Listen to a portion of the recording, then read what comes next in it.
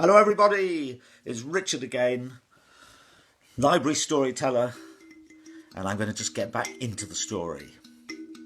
So let's go back to that walled city, back to the grass outside where people are sitting. Early morning, and they're waiting in the dew-touched grass, waiting and looking, and they see the figure of the storyteller walking towards them. He has a notebook. He's making a few notes and looking around. And as he gets closer to them, he puts it away and says, sorry, I almost forgot. He sits down and he looks around.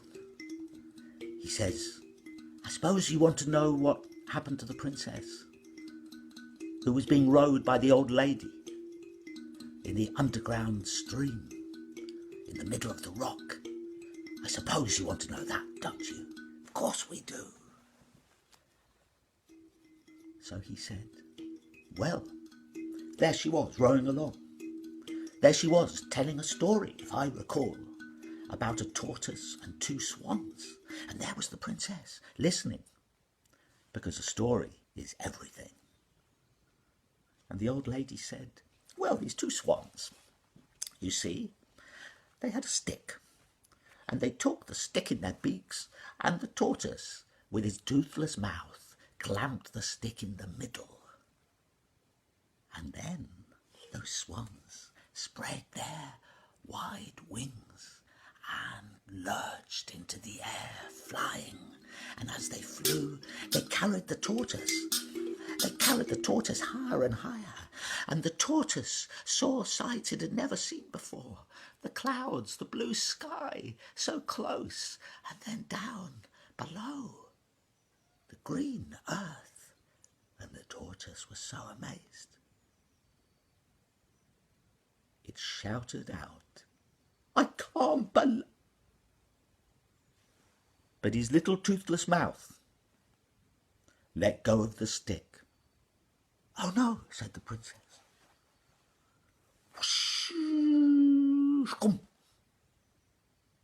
Don't worry, my dear, said the old lady, rowing along. He landed smack in the middle of the pond. No harm done, just a few cracks in his shell. But remember, if you see extraordinary things, keep quiet for as long as you can. And now it seemed that they'd arrived, because the old lady pushed the oars into the bottom of the boat, and with a sudden hop jumped onto the bank. Come with me, my dear, quick. And she started running off into the darkness, and the princess leapt, jumped onto the bank, and ran after her, her bare feet slapping on the earth. And they ran towards a little hut where a light glimmered, and the old lady pushed the door open. Come in, my dear, and sit down. There was a grate and a fire.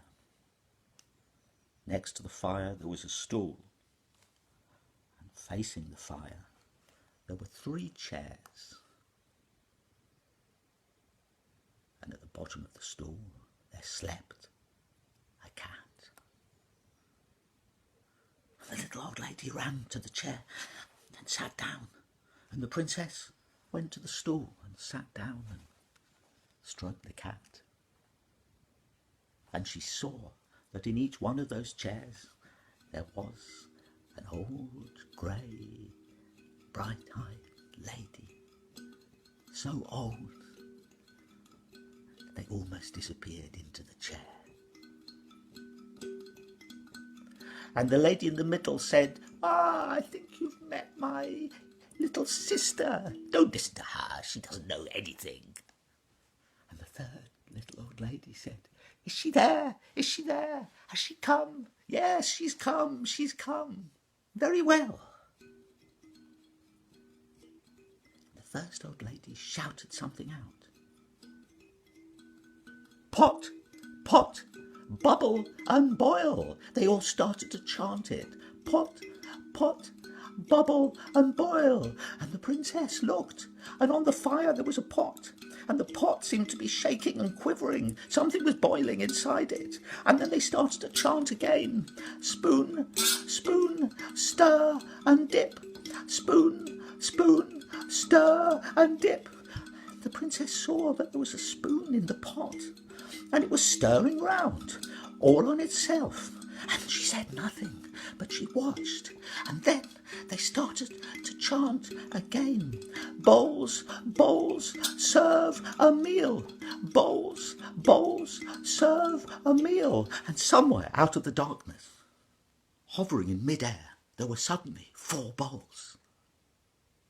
And the spoon, emerging on its own from the pot, dolloped some soup into each one of those bowls. And the bowls landed in the 4 laps. The princess looked, and the old lady said, "There, why don't you eat?" The princess had not eaten for a long time, and she took the soup. She held it to her lips. They do say that when you're hungry, everything tastes sweet. And this soup was good. The old ladies, wedged into the chairs, gazed at her, and they said, "That's good. It's good that you've come. It's good that you've come. We want you to run. We want you to run for us."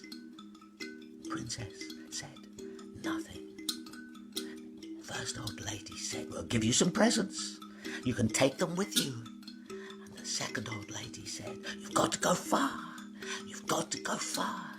And the third old lady said, "We have a task for you, my dear." Now they seemed to be fumbling in their pockets.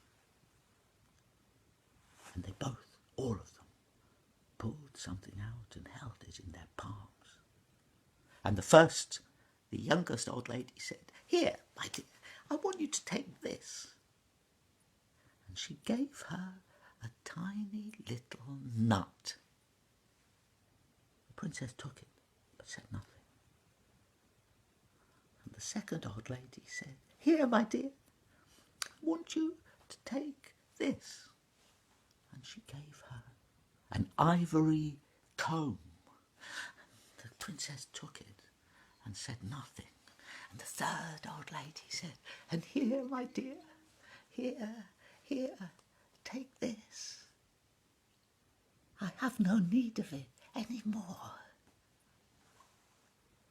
And she gave the princess a little fragment of a mirror.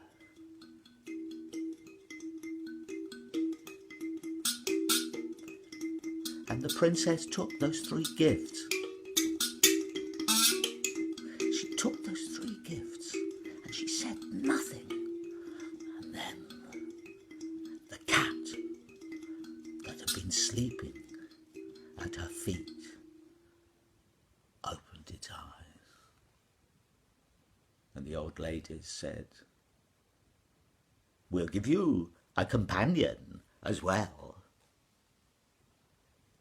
And the cat smiled with its lazy cat smile. And it said, "Oh, I've got somewhere to go, have I?" And the little old lady, the youngest, said, "You must go far from here, my dear. Far, far from here. Walk through the darkness until you come to a castle. And in that castle, well, it's a long story." "Yes," said the man, outside the city walls, pulling out his notebook and crossing off a few items. "Yes, it is quite a long story, but I've got to go. And they all called out, "But you can't! You've left us! I mean, what? Why? Who?" "Don't worry," he said. "If you meet me here tomorrow, I'll tell you everything. Or at least enough to be going by. And if you meet me here tomorrow, I will do the same thing. So until then, stay safe, stay well, and goodbye."